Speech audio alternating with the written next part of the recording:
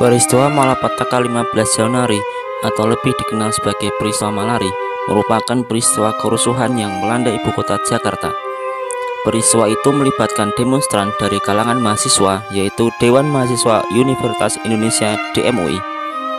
Bertepatan saat Perdana Menteri Jepang Kakuei Tanaka sedang berkunjung ke Jakarta untuk menjalin hubungan persahabatan dengan Indonesia.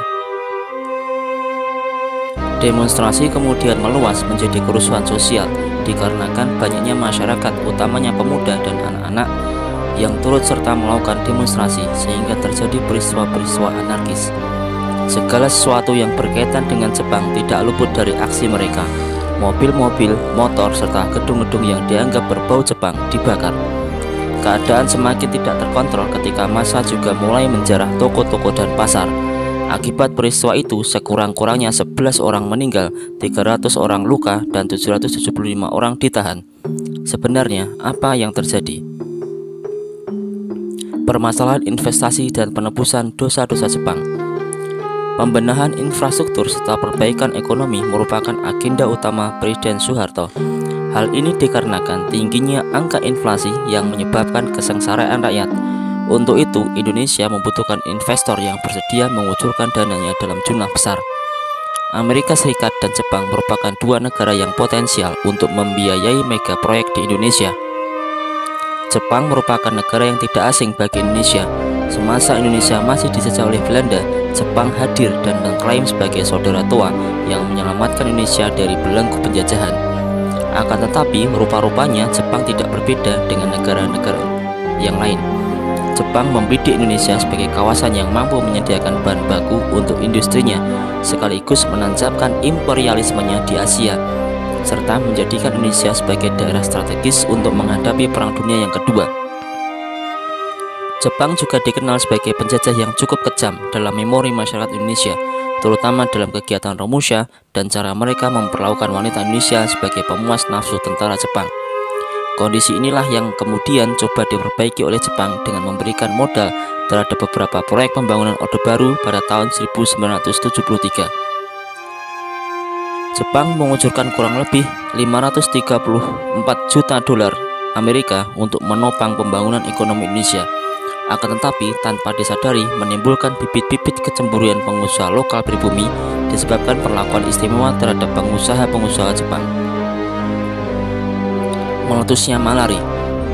Pada kenyataannya, pelaksanaan pembangunan tidak berjalan sebagaimana mestinya. Penyimpangan-penyimpangan kerap kali terjadi sehingga menimbulkan gelombang demonstrasi mahasiswa menentang praktik korupsi. Ketidakpuasan mahasiswa serta tokoh-tokoh saat itu juga ditandai dengan ancaman golongan putih, sebuah istilah yang masih asing saat itu pada pemilu tahun 1971. Selain itu, proyek pembangunan yang dilakukan pemerintah kurang dapat dirasakan kalangan bawah, seperti misalnya proyek Taman Mini Indonesia Indah yang menelan anggaran sekitar 10,5 miliar rupiah. Citra pemerintah Soeharto kemudian diisukan mulai goyah. Presiden Soeharto dikenal sebagai seorang yang piawai dalam memainkan strategi politiknya. Ia mengangkat orang-orang kepercayaannya duduk di lembaga tak resmi yang ia bentuk. Di antaranya adalah Kopkamtib yang dipimpin oleh Jenderal Sumitro, Opsus atau Operasi Khusus, dan ASPRI, Asisten Presiden, yang dipimpin oleh Jenderal Ali Murtopo. Tanpa disadari, dualisme itu mengancam pemerintah Soeharto itu sendiri, sebab kebijakan kedua lembaga tersebut kerap kali bertentangan. Pada akhirnya, rivalitas keduanya semakin meruncing dan sering tuduh hendak menggoyang kursi kepresidenan yang mulai limbung karena gelombang demonstrasi dan ketidakpuasan masyarakat. Perseteruan itu berujung pada peristiwa Malari. Hariman Siregar sejak terpilih sebagai ketua DMUI telah banyak menggelar beragam aksi dan diskusi menentukan sikap terhadap pemerintah. Kedatangan Perdana Menteri Jepang Kakuei Tanaka ke Indonesia hanyalah sebagai momentum demonstrasi mahasiswa untuk menyuarakan aspirasi ketidakpuasan masyarakat atas keterpurukan ekonomi disebabkan gagalnya pembangunan ekonomi dan penyelewengan modal asing.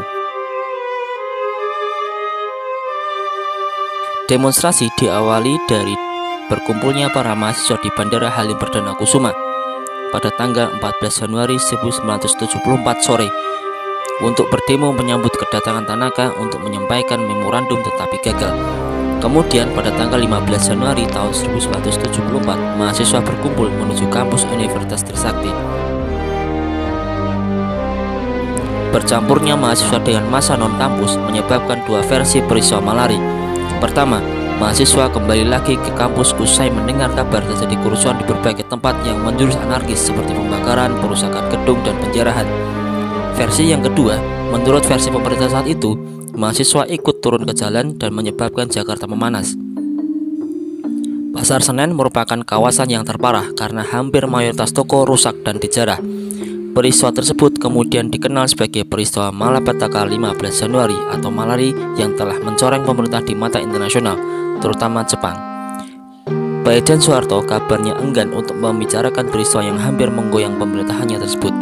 Malari diakhiri dengan penangkapan dan pengadilan Hariman Siregar, tokoh yang dianggap oleh pemerintah sebagai pihak yang harus mempertanggungjawabkan perbuatan mereka.